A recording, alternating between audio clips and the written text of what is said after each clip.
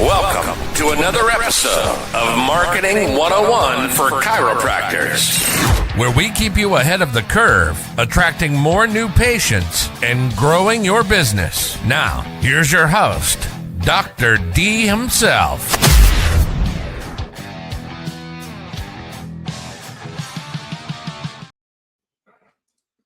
Too many chiropractors are obsessing over likes, clicks, leads, funnels, and forgetting what really builds a strong business: relationships. Digital ads are powerful, but if you're not out in your community shaking hands, teaching workshops, and meeting people, you're missing the fastest and most trustworthy way to grow. Today, we're talking about low-cost grassroots strategies that build million-dollar practices before Meta and Google ever existed and still work better when used right. I hate aging myself here. I'm not quite before Google, but I am before Meta when I started my practices.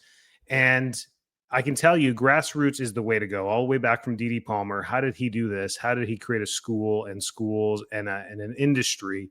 And how did BJ take it to the next level? I mean, this was through grassroots marketing. This is through word of mouth, newspaper articles, and getting out there as much as possible. And it still works in 2025. The trust is low when it comes to digital trust. It's declining with people because they haven't met these people in person. It's just a natural humanistic way that digital ads and digital copy is not really real. There's no trust there. There is a little bit there. We're pushing it more than ever. I'm helping younger chiropractors coming out of school in their 20s, and they're jumping straight into digital, which is great. It's the way everyone's using media right now. But they're relying only on that. And when I tell them, do you do any health screenings? Do you do any workshops? Do you do any of this stuff? They're like, no, I really don't do much of that, or maybe some networking. But we're going to get into some stuff in this podcast today to maybe rekindle your fire and remind you of how you got to where you are today and the things that you've done that have worked the most. And believe it or not, they're the most cost effective. They're the least expensive things that you do in the office as far as monetary value and trade for marketing. So community connection is where we need to really refocus, not just in 2025, but always. You're not just selling adjustments, you're building credibility and visibility in your community with your community connection.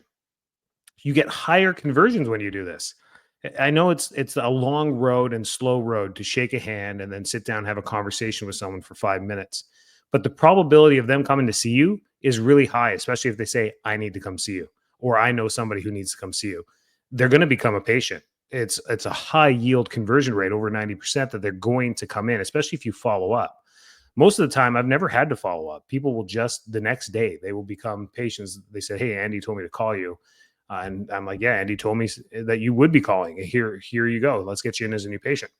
So you get higher conversions when you meet people face-to-face and more likely to book and follow through than cold digital leads ever will. We know this. It's cost effective. And according to Nelson studies, 92% of people trust recommendations from people they know over any other form of advertising. So we know this, and Nielsen's the highest marketing review literature you can read out there. If you want to know facts about marketing, go to the Nielsen studies, and you'll see that. So here are the top 5, I call them grassroots or rubber meets the road strategies that still work, and not just for startups, for everyone. Network like a boss. That's number 1. Join your local chapters, chambers, churches, whatever it is, Rotaries.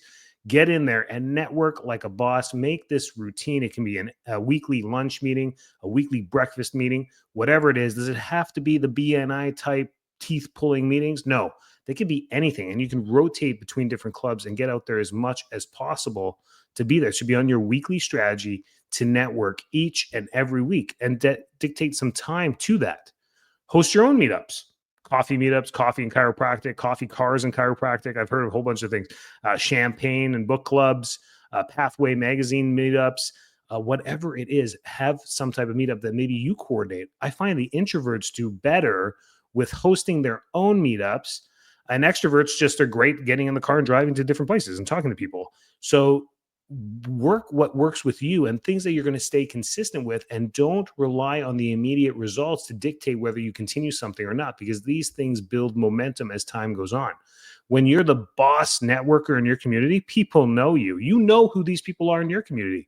You can name them. You'd be like, oh yeah, this realtor, he's everywhere, or this person's everywhere, or this marketing guy's everywhere, or this, business owner that owns the deli is everywhere. Everyone knows him or her. It's because they network like a boss. Use LinkedIn. I'm surprised so many of you don't use LinkedIn, don't post to it, or don't do anything with it to connect with local professionals and invite them to your events or invite them to the groups that you go to. Help create momentum and build that spider web of networking. And just don't pitch. Just show up. You don't have to have an elevator pitch. I remember DeMartini always saying that. What's your elevator pitch? It's nice to know. It's nice to have one, but that's not something you need to do each and every time. Just show up and offer value every time you network, and just be memorable some way, shape, or form. I use a really thick business card. It always gets responses. I give one, they're like, oh, and they're playing with it because they think I gave them 4 or 5 business cards, and I give them one. Or if I give them 2 or 3, it looks like a stack of cards, but it's only 3. And the reason behind that, it's hard to bend. They're like, oh man, these are expensive. Or they'll say something about this and they'll keep it. And this is heavy in their pocket and they won't throw it away. There's metal business cards. There's little things you can do, or just be memorable. I know Skip Weiss, I went to school with him. He wears a bow tie everywhere he goes, the bow tie guy. So little things that you want to do to just stick out. And it can be just being you. That's number 1. Network like a boss. Number 2, in-office events and workshops. Do I love these things? No. They take away time from my family. They take the time to set up. Sometimes people show up. Sometimes people don't. I'm not trying to make it sound like you should not do this. You absolutely should do this. This is number 2 on your list. Behind networking is in-office events and workshops. They build your community. You are the person who teaches and takes authority in your community by teaching subject matter that people want to listen to. Pain points in your community. What are they? And you can use ChatGPT. You can use these things. You can use the web to figure out what are people listening to right now. What's the top podcasts? What are they talking about in the health and wellness space? Weight loss is always number 1. Autism is at the top. Gut issues, indigestion, and hormones. Those are always the top 4 in the last 3-4 years.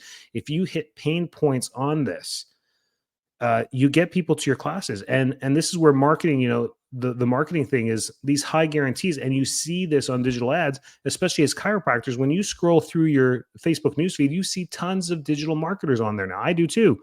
And it's ridiculous how they get people in. It's the hook. They say, hey, we guarantee 50 new patients next month. I'm like, what? How? There's no way you're going to get 50 new patients next month. And what does that even mean? We guarantee you're going to make $6 million next month. Like, I'm going to do an ad just to test this and say, I will get you to $1 million in 30 days or less. This, if you follow me. And I'll probably hook a bunch of chiropractors into my digital agency to do ads for that. And I will not be able to deliver on that promise or on that hook. They say, hey man, you said we're going to be on pace for $1 million. I'm not going to make $85,000 this month.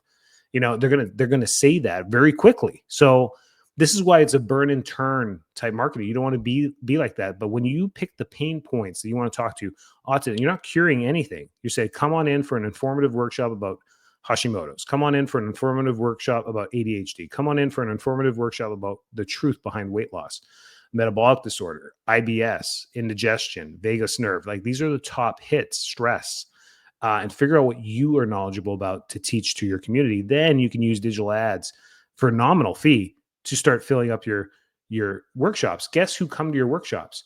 Your patients. They bring friends. They start to build your community for you. So this is why networking is number 1. Getting people, building your email list of patients that then you email market this for free to them to build your workshops. That's how this builds. Community screenings is number 3. Table at a farmer's market or street fairs or wellness at expos or parent teacher nights at the schools, if they allow you to do this, having a screening there for stress and nervous system and being there to teach the community about this. Do we love these things? No, I don't know anyone that loves these things. I've met a few docs that live for this. They're like, I love screenings, and they've been doing it their whole lives, but many people don't, but it works. And to do it for $50 or $100 at a market or whatever they charge for tables is wonderful. Expos might be a little bit more expensive because they're whole weekend events, but once in a while doing these things and signing up 14, 15 new patients on a weekend builds your whole month. It puts you in the right direction over there. Offer posture checks, spinal scans, or wellness raffles at this booth setup. It's the same template that works each and every time. Collect emails, give away something worth giving away that people want to win. Something great. iPads are great if you don't have that kind of a budget. Massages or a wellness gift basket that they can win. Just put your name into there. Now you're capturing people that came to the expo with a name, phone number, and email. Always collect this information and then put them in a nurture sequence that follows up with them immediately. So the next Monday when you're at the office, you put them all in, you upload them, and then it automatically goes into a nurture sequence where they get a weekly email for the next 5 weeks. Then they get another monthly email for the next 10 months. And one of these emails that they open up, they're going to be like, yeah, I need a chiropractor. It's amazing how the follow-up keeps it going. Keep your booth interactive and energetic. No boring banners. Just something that gets them to the spin wheel, a plinko drop for a win. Spines catch people's attention. Anatomy, plastic anatomy catches people's attention. Those little things there as well. It's a grind out there. You realize and you humble yourself when you're out there in the community and you have a chiropractic booth. If you've never done this, you really need to do this, because sometimes it's just such a beatdown of being out there and being like, oh, everyone's just walking by. They don't want to talk to a chiropractor, because 80% of people don't want what we have. They don't know what we have, and they're just walking by. Then the other 20% are like, yeah, I have a chiropractor, or I've seen one. And that's where it becomes a grind, because then you feel like nobody wants what I want. And the people who do already have a chiropractor.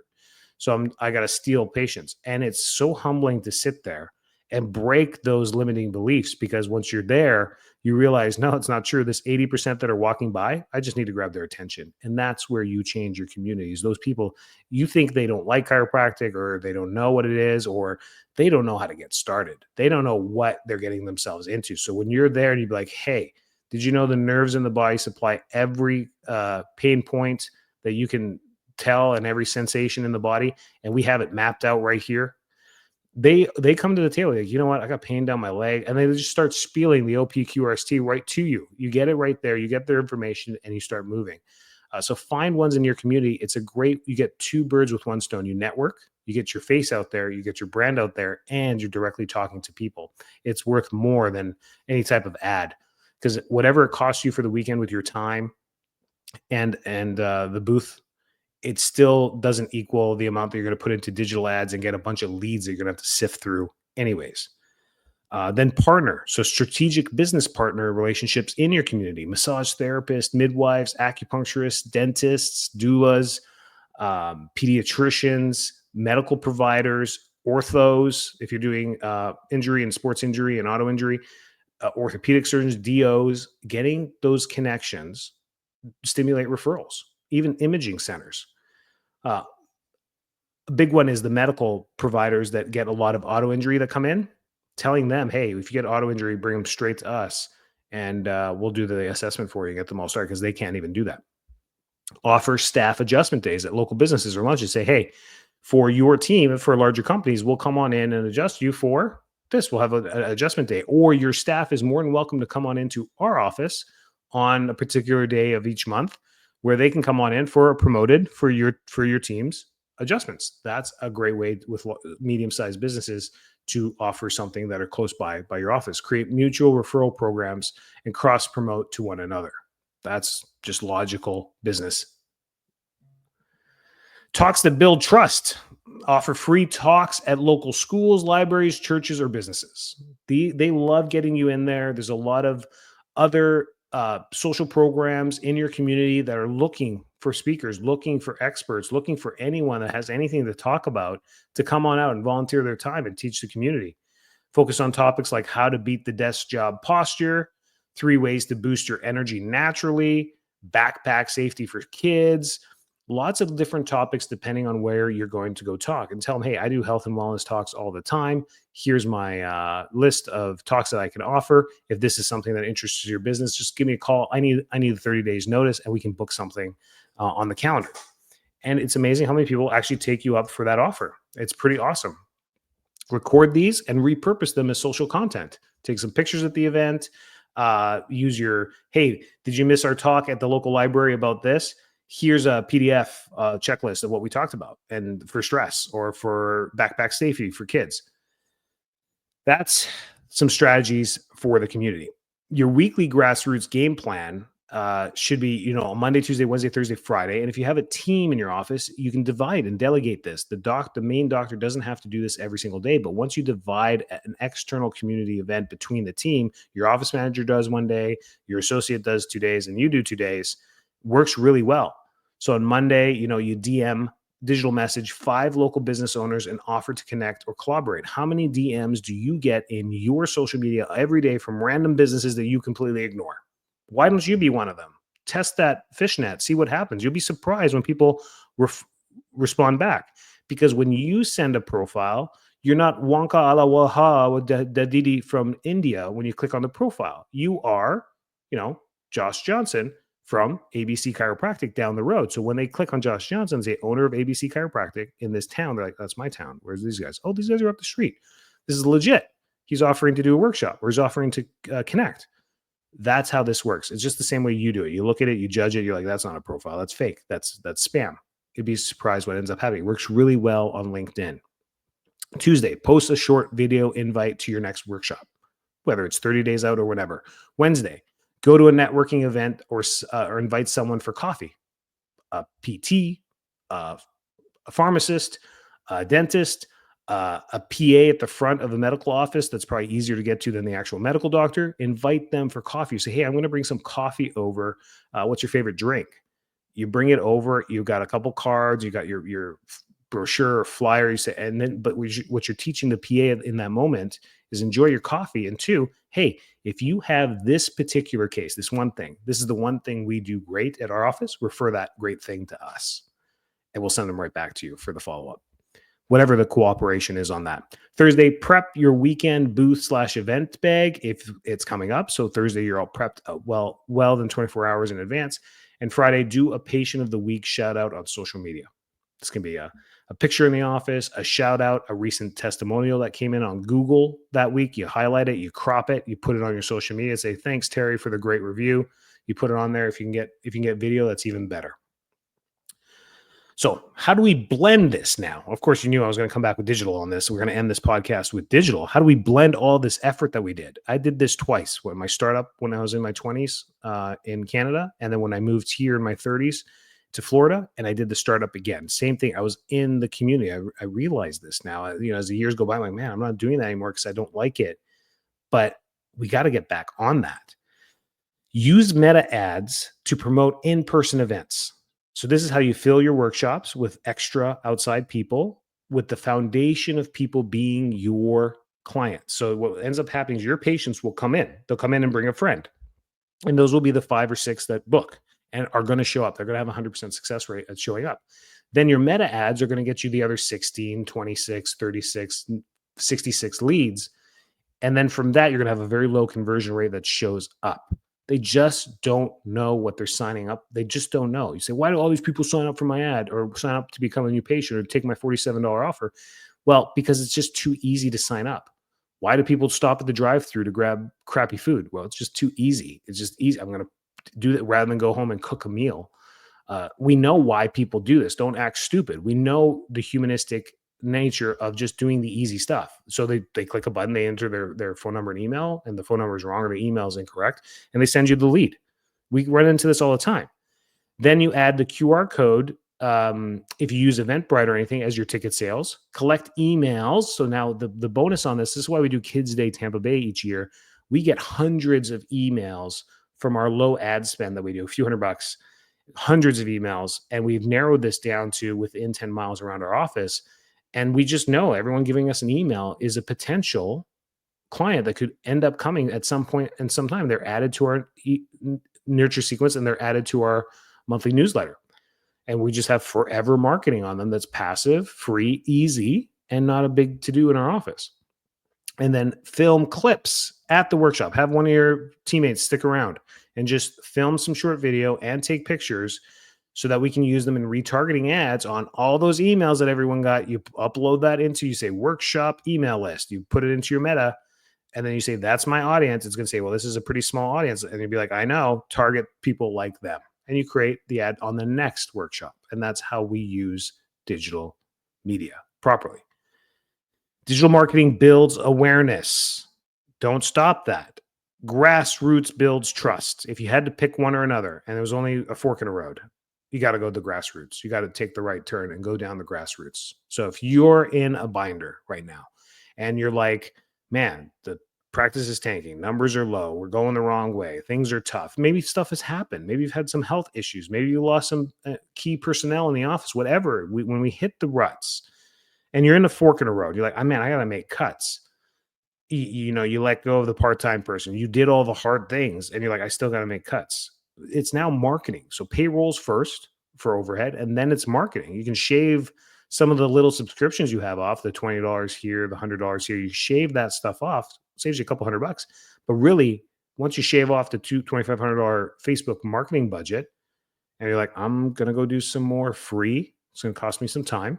Grassroots stuff. When shit hits the fan, we got to make decisions, and that's it. And even if you're not in there and you're like, I want to grow, well, pumping more money into forcing the hamster wheel in the digital market and ignoring grassroots, maybe it's time to awaken the grassroots stuff that you used to do at the very beginning.